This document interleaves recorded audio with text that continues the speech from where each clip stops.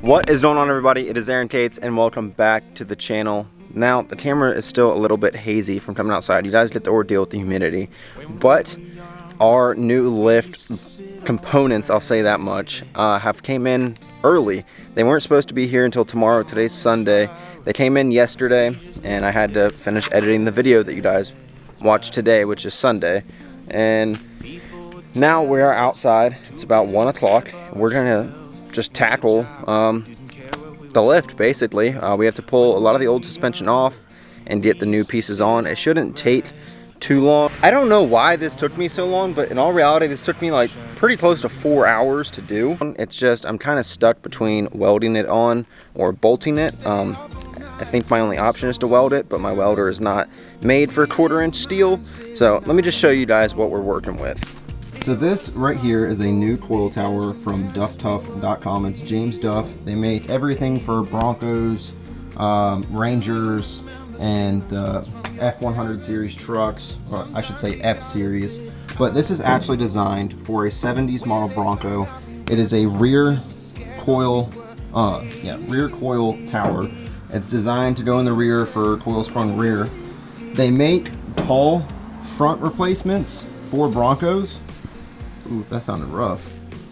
But I figured I could get more lift out of this. This is why I said I haven't seen anyone else do this before. I know this is designed for coil towers. It's designed for the rear. But my theory is that we can take this one off. Come on, camera. There we go. We can take this coil tower off, tell it in by a rivet there and a rivet behind this spring.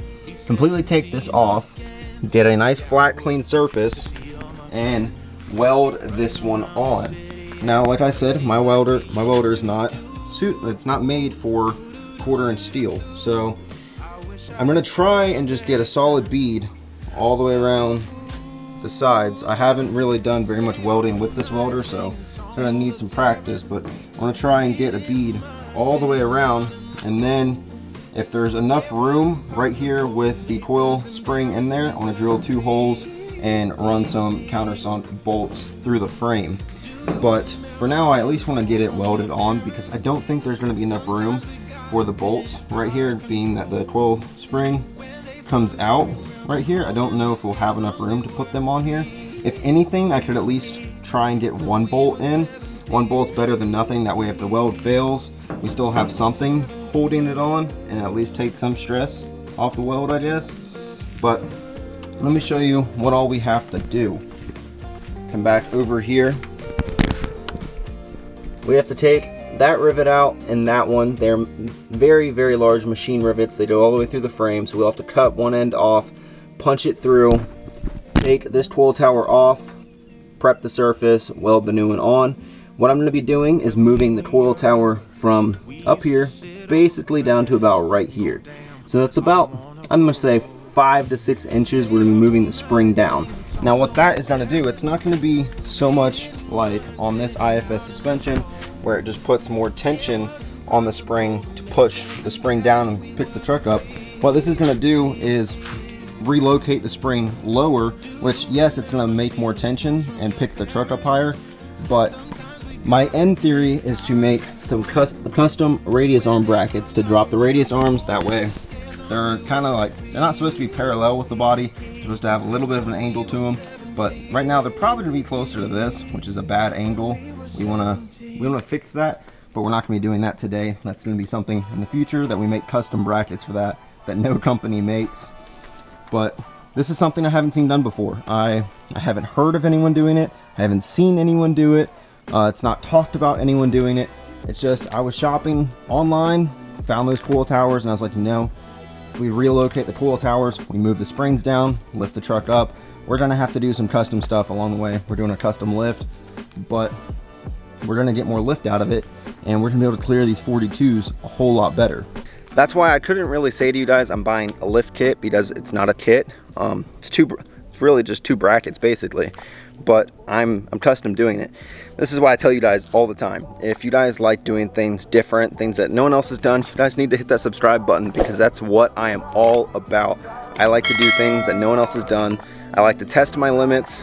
I like to, you know, just jump off that cliff and to where I don't know that there's a bottom. Just basically take the risk, and sometimes it comes back and you fail, like I did with this, with the 7-inch lift springs. They just didn't work, and I had to, you know, take a couple losses. Or with this, it might work great, and then I could start something that other people can do, like I did with the 2-inch lift springs on the Chevy. A lot of you guys now know that that is possible, and you guys have all started doing it.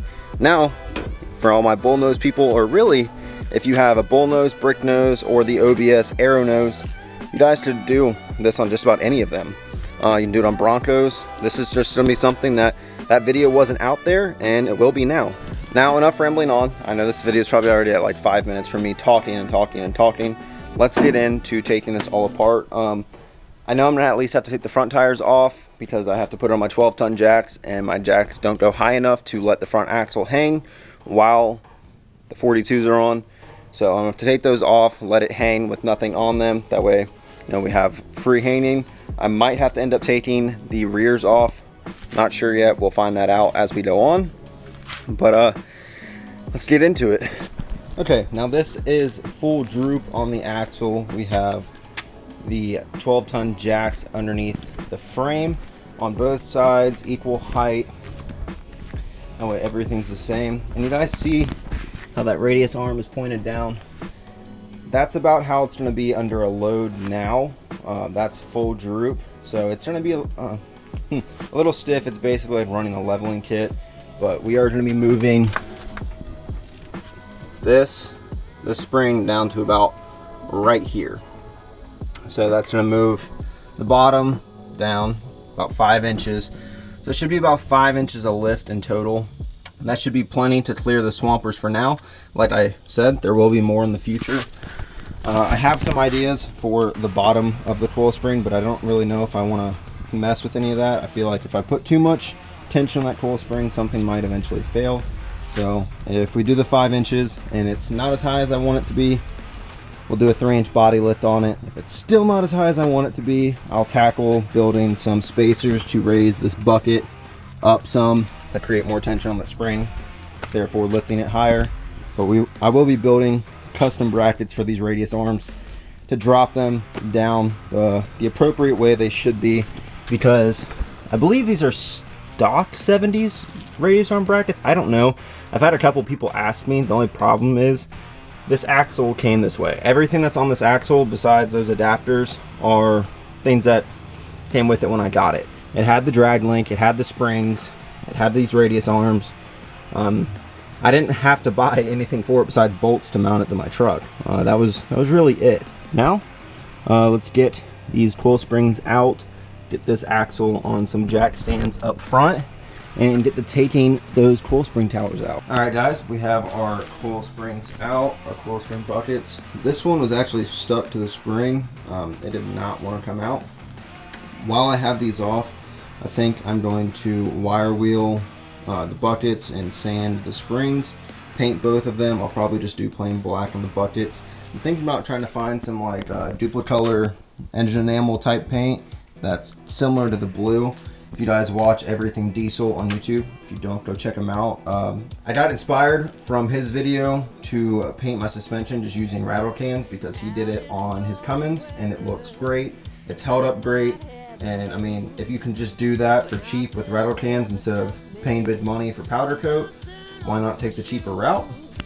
I mean, guys, if it works good, you guys can do the same thing on yours. He said it's held up great, and I believe him.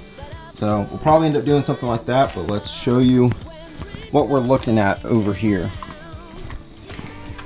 Up underneath, we have 3 rivets right here. I thought there was only 2 because I can only see these 2. There's 3 rivets here, and then there's 2 on the very bottom of the bucket right down underneath there. I'm gonna try a cutting wheel and a sawzall. Sawzall would work faster, but I'm gonna try whatever I can to get them off. I'm not doing a lot of time lapses, guys, because if I do time lapse this entire time, this video is gonna be 20-30 minutes long, and I'm trying to keep my videos closer to 15 minutes.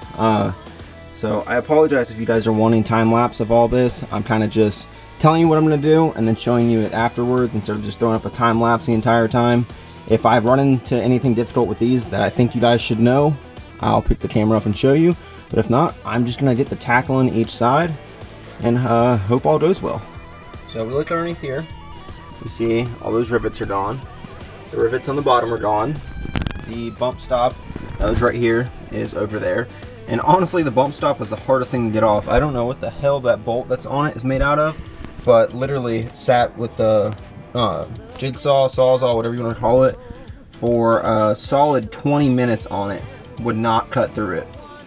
Smoking, there was metal going everywhere. I mean, there's metal all over the ground. There was metal going places, but like, it was not cutting through it. Finally, I broke it off with the pry bar. But now, I've got a pry bar behind this, and I've got it to move forward, but for some reason, it won't come off. I don't really know why. Now that I've kind of realized how long this process is going to take, I don't think this is all going to be in one video. I'm probably going to make this video just a suspension teardown, getting everything off. I might do a video painting the suspension, and then a video of putting the lift on, because there's a lot more that goes into this. So we'll probably do a couple episodes of this, just because it is a big custom thing that I'm doing. This isn't some 6-inch rough country lift. We're taking the old coil towers off, we're putting new ones on. We're completely changing the way this truck rolled off the factory floor. So I'm gonna try and get this one off, and then hopefully start the other side, and we'll close the video out there. But I just want to let you guys know, I'm sorry this isn't all in one video. I could do that, but I would miss a lot of steps. I won't be able to show you guys a lot of things, and it would just be a super long video if I got everything in it that I wanted. So it's gonna be a couple video series until we have this completely done. All right, guys, I apologize. My neighbor is mowing his grass, so you guys will hear that in the background. But the passenger side is completely done. I don't know why this took me so long, but in all reality, this took me like pretty close to 4 hours to do.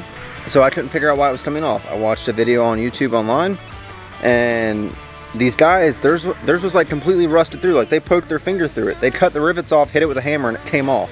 So I was like, mine's not even rusted. Why is it not coming off? I finally sat here and I just beat the living crap out of it. I've got this 20-pound sledge right here, and I was literally just like standing back over here and just swinging at it. Wasn't really doing anything. What ended up happening, I got that pry bar behind this side as far as I could, pulled as hard as I could till it popped out, and then I put it over on this side and hammered and hammered and hammered, and I pulled and I pulled, and finally like, I felt it like break free, and that's the tower down there. Now what I had to do was I had to disconnect this brake line to feed it through that hole, so that's what all this fluid is. You see brake fluid on the ground. That's just a little update on that. Now this is bare frame right here. Like I said earlier, I'm going to end this video with just this being done. I'm going to do the other side off camera, but I don't want to drag this video out too long, and I know this is going to take me at least another week to get that side done, and then get our spring painted, our new coil tower painted. I'm going to wire wheel the coil bucket on the bottom and completely paint it. And I might go through and try and wire wheel some of this and paint some of this while it's exposed. I'm undecided right now. I apologize, we're not going to be lifting it in this video. I know I really wanted it to be done today. In all honesty, I didn't think it was going to take this long. I knew there was machine rivets that I had to cut off and then punch out, and I knew they were a pain in the butt. I've done them on my Chevy before. I knew they would not go well. But I was hoping, now that I have a Sawzall and I have more tools now than I did before, I was hoping I could do it faster. I did do it faster last time. Took me 4 days. This time took me 4 hours. So definitely tools do help a lot, but I wanted to have this done today, and I don't think that's going to happen. So I'm going to end this video out here, guys. I apologize, but I will be doing that side off camera like I said. I apologize that we didn't get the truck completely lifted in this video. I know you guys are going to be upset about that, but in all reality, if I lifted it all in this video would be 30-40 minutes long, because I want to show you guys how I'm doing everything. I failed to do that when I did this truck. I recorded it, but I didn't really show much of anything that I did. Now, in all reality, I didn't show you guys me chiseling away, cutting any of this, because it took me 4 hours. Can you imagine putting 4 hours into 15 minutes? It's going to be hard. We will be painting the suspension. I'm going to pick up some paint this week, and that'll hopefully be the next video you guys see of us getting this all cleaned up and ready to be painted. English is hard this afternoon. I am so tired. So I'm going to stop talking because I can't talk. I'll see you guys in the next one. See ya.